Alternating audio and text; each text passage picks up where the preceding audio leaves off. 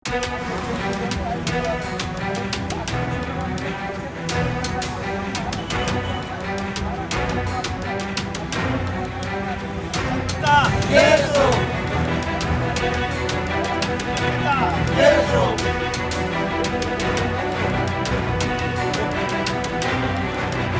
शाखेला हे आमच्या नावावर लोन घेतले, मुद्रा लोन.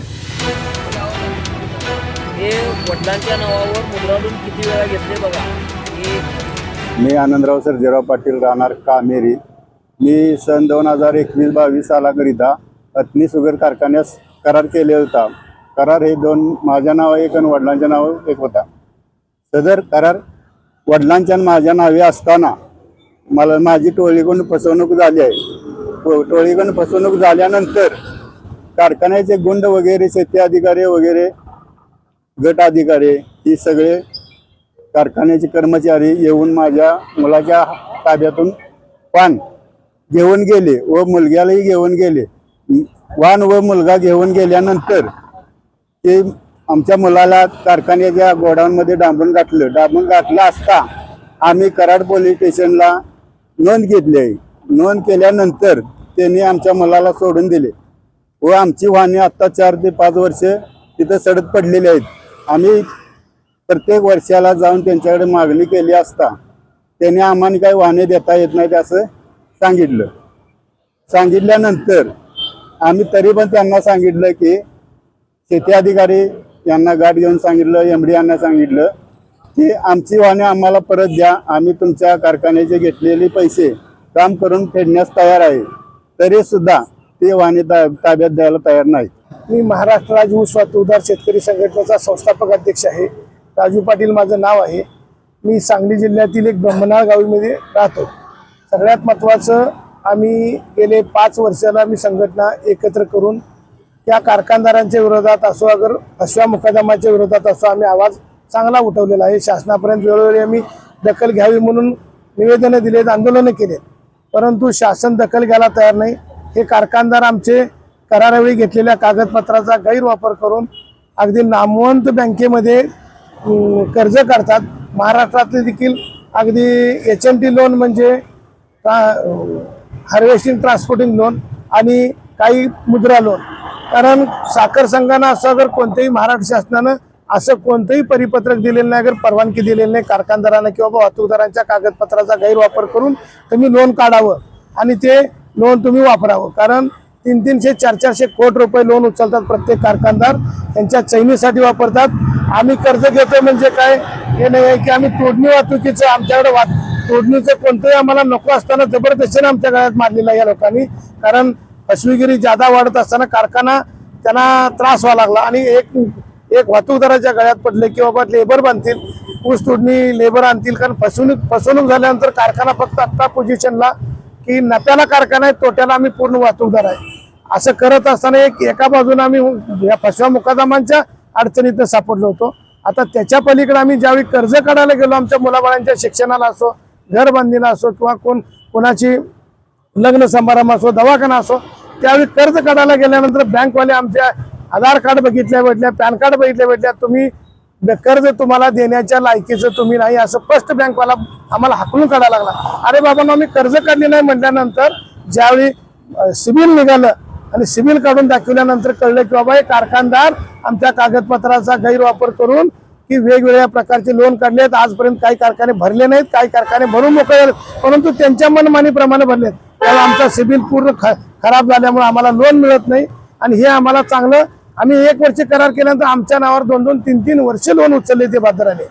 आणि ज्यावेळी आम्ही बँकेत गेल्यावरच आम्हाला कळलं की म्हणजे आमचा ऊसाचा सीझन संपलेला असतो तरी 3-3 वर्षानंतर आम्हाला लक्षात येतं. किती कारखान्यांनी कोल्हापूर जिल्ह्यातील राज्यातल्या महाराष्ट्र राज्यामध्ये 200 कारखाने चालू आहेत.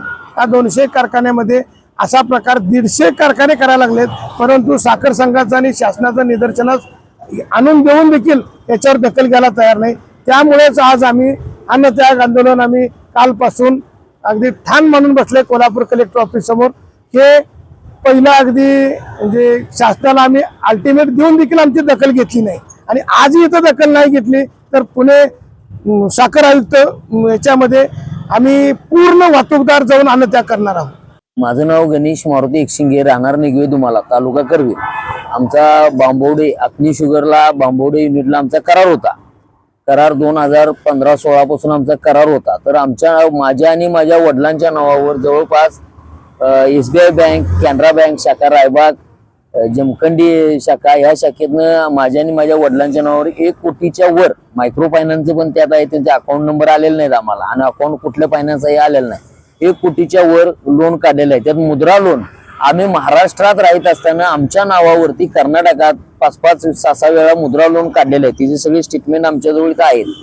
आणि दुसरी गोष्ट म्हणजे त्यांच्याकडे बाबा जेव्हा मुकादम आमचे पकडून आणले त्यावेळेला त्यांच्याकडे आम्ही गेलो, हो तुम्ही कुठल्या बँकेचे आम्हाला लोन दिल्यात, ते पोलीस स्टेशन मधनं पत्र दिलं त्यांना, तर त्याच्या संदर्भात आम्हाला त्यांनी काहीही मदत केली नाही. कारखान्याची मुकादमांना ऍडव्हान्स आमच्या नावावरती देतात आणि मुकादमांना ऍडव्हान्स द्यायला ही येतात आमच्या बरोबर. मुकादमांना आमच्या आधी हिनी सांगितलेलं असते हो आम्ही ह्याला एवढा ऍडव्हान्स दिला, आमच्या स्टेपनं आम्ही ऍडव्हान्स ठरवलेले असत्या किती द्यायची. त्याच्यामुळे मुकादम आमच्याकडं मोगम जास्त ऍडव्हान्स घेतात आणि आम्हाला फसवतात. आम्हाला फसवल्यानंतर तिची जी जबाबदारी आहे ती आपण घेत नाहीत. तुम्ही पैसे दिल्यात तुमचं तुम्ही बघा, टोळ्या व्हेरिफिकेशन हेच करतात. आणि जर त्या संदर्भात काय आता मुद्रा लोन संदर्भात काही विचारायला गेलं तर बांबवड्याचे जे शेती अधिकारी आहेत विनायक पाटील ते आरे रवीची भाषा करतात, तुम्हाला बघून घेईन, तुम्ही आमच्या वाटेला जाऊ नका, आमच्या मालकांचे हात लय वर आहेत, आमचे लय वर आहेत. कर्नाटकात केसेस घालायला गेलं तर किती काय आम्हाला घालणं शक्य आहे. कारण का एवढ्या मोठ्या ती गव्हर्नमेंटच्या बँका मॅनेज करू शकते, त्यांना एक पोलीस स्टेशन मॅनेज करायला हे नाही. कोर्ट पण मॅनेज करतात. आता काही वाहतूकदारांच्या आमच्या कर्नाटकात केसेस चालू आहेत, कोर्ट मॅनेज केलेत त्यांनी. वकील तर मॅनेज करतातच, कोर्ट पण मॅनेज करतात. आणि हे आमचं हे जे शासनाने दखल घेतली तर ठीक, नाही तर आम्ही याच्या पुढचं पाऊल ह्याच्यापेक्षा मोठं उचलण्याच्या मार्गावर आहे. मी स्वतः आत्मदहन करण्याच्या मार्गावर आहे. कारण की गावात फिरायला आम्हाला जागा राहिलेली नाही यांच्या कर्जामुळं. हा माझा ट्रॅक्टर आहे, हा ट्रॅक्टर 2021 पासून बसून आहे. 2020 ला मी घेतला, 21 पासून बसून आहे या ट्रॅक्टरांचं. असं माझं एकट्याचं नाही, बऱ्याच वाहनवाल्यांचं नुकसान झालेलं आहे की हे दुसऱ्या कारखान्यांना पण कळवतात की बाबा यांना करार देऊ नका किंवा काय करू नका, आमचे पैसे आहेत. पैसे नसले तरी पण कळवतात, असले तरी पण कळवतात. आणि 138 सारख्या 101 सारख्या केसेस दाखल करून आमच्या ह्याच्यावरतीही म्हणजे बोजा दाखल करण्याचा प्रयत्न करतात किंवा केलेला आहे तिने. दुसरी गोष्ट म्हणजे नाही यांना गावलं तर गुंड, यांचे वसुलीचे गुंड, त्यांचा कारखान्याची काडी मात्राचा संबंध नाही, चेकचा वापर करून गुंडामार्फत आमच्याकडे ती वसुली करण्याचा प्रयत्न करतात, किडनॅपिंग करतात. आणि वाहनवाल्यांना कारखानदारांच्याकडून सगळ्यात जास्त धोका आहे. दुसरी गोष्ट म्हणजे शासनानं आमच्या या मागणीकडे लक्ष द्यावं.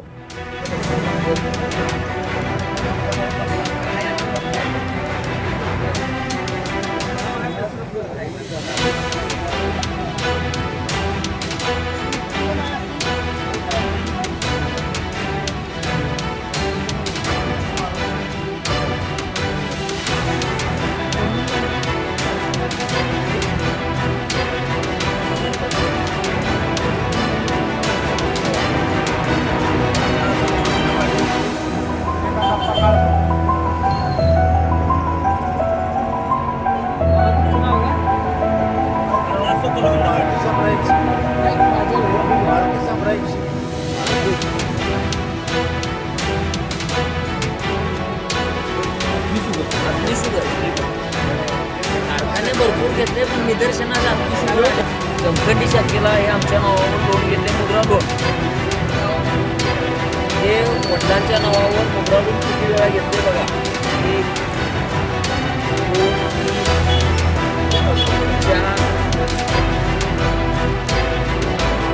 4 ते 5 वेळा लोन घेतले. मायक्रो फायनान्सचं पण त्यांनी लोन घेतलेलं आहे.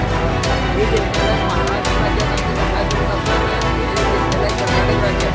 माझ्या वडिलांचं वय आहे 72 वय असताना 2021 बंद केलेला आहे. तरी पण 21-22 ला पण मुद्रा लोन घेतलेला आहे आणि 22-23 ला पण घेतलेला आहे. असे 2 वर्ष तिने